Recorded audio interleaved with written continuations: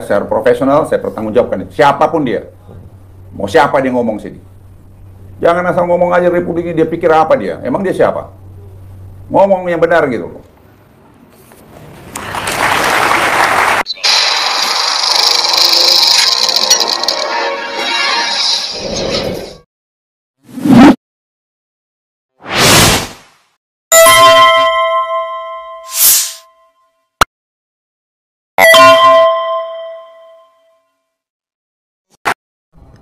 Assalamualaikum warahmatullahi wabarakatuh. Ya, kenapa Jokowi takut menuduh langsung Anies Baswedan menjadi dalang isu ijazah palsunya sekaligus pemaksulan Gibran lah. Ini berkaitan. Takutnya Jokowi ini berkaitan dengan video yang saya lewatkan tadi. Bagaimana ceritanya? Begini kawan-kawan. Sebelum Jokowi menyatakan ada orang besar di balik ijazah palsu ini, para termul ini sudah menyatakan bahwa dalang dari ijazah palsu ini kan dikoordinator oleh anak abah. Siapa-siapa orangnya? Jelas dari lingkaran anak abah. Bahkan survei Burhanuddin Muntadi pun menyebutkan begitu. Memperkuat alibi ini. Tapi ini ketakutan Jokowi. Bentuk ketakutan di mana? Begitu termul menyatakan, begitu Burhanuddin menyatakan isu ini digalang oleh anak abah, Jokowi langsung ketakutan. Dia buat statement bahwa ada orang besar di Republik ini dan diarahkannya ke arah Demokrat, AHY. Ini menurut saya adalah ketakutan dari Jokowi akan terungkap masalah ijazahnya. Sebelumnya kita kutipkan satu dari termul ini, Sylvester, yang menyatakan bahwa ijazah palsu ini digalang oleh anak abah. Nah, ini kan dimainkan oleh, ya saya bilang tadi, para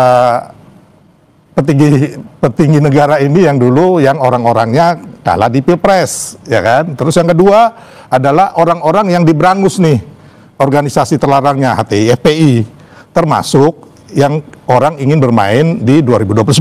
Tapi ini ada buktinya, Bung Sylvester? Ada, kalau umpama kayak isu matahari, isu...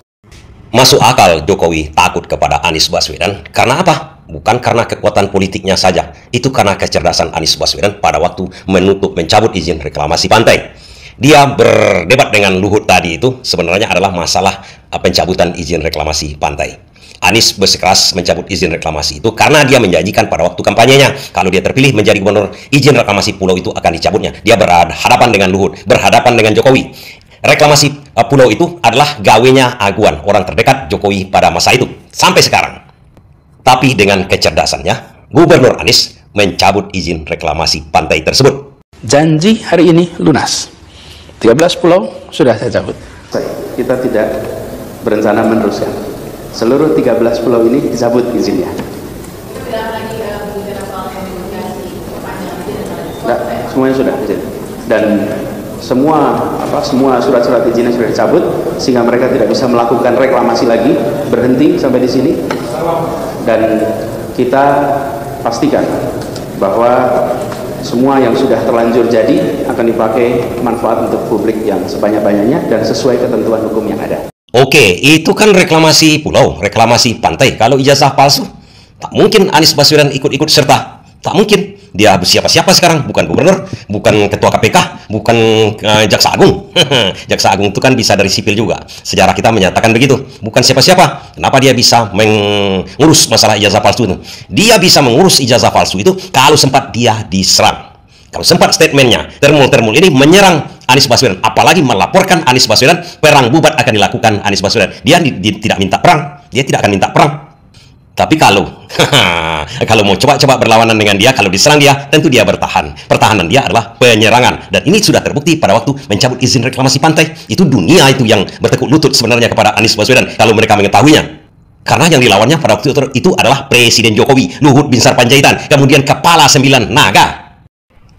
Kalau logikanya mengalihkan isu dari menuduh Anies Baswedan menjadi dalangnya, kemudian dialihkan oleh Jokowi kepada SBY, artinya memang ada ketakutan Jokowi di situ. Tapi belum masuk akal kita. Kalau Anies Baswedan tidak menguasai permasalahannya seperti izin reklamasi pantai itu, kalau kewenangan pada waktu itu jadi gubernur. Kalau sekarang, kalau seandainya Anies Baswedan diserang, ada kewenangan dia untuk membalas, kan begitu. Anies Baswedan kan kalau di reklamasi pantai, dia mengetahui persis undang-undang tentang reklamasi pantai itu.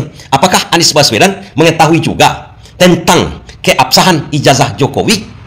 Sehingga Jokowi sangat ketakutan. Kalau kita bisa melihat ke belakang, waktu Anies Baswedan menjadi Mendikbud, kayaknya Anies Baswedan mengetahui. Kalau kita membiarkan orang-orang untuk menghalalkan segala cara, ya Indonesia nggak akan bebas dari praktek korupsi dan lain-lain, termasuk soal ini. Dan bagi yang memilih untuk beli ijazah atau pakai ijazah palsu, sebenarnya sedang merendahkan diri sendiri. Seakan-akan tidak mampu kuliah betul sehingga dapat ijazah. Nah, dari sisi pemerintah, langkah yang dilakukan oleh Pak Menristek Dikti itu langkah benar. Kemudian dari Kemenpan juga sudah melangkah itu. Kita juga sekarang begitu, kita akan lihat semua yang mendapatkan ijazah dari institusi-institusi yang diragukan.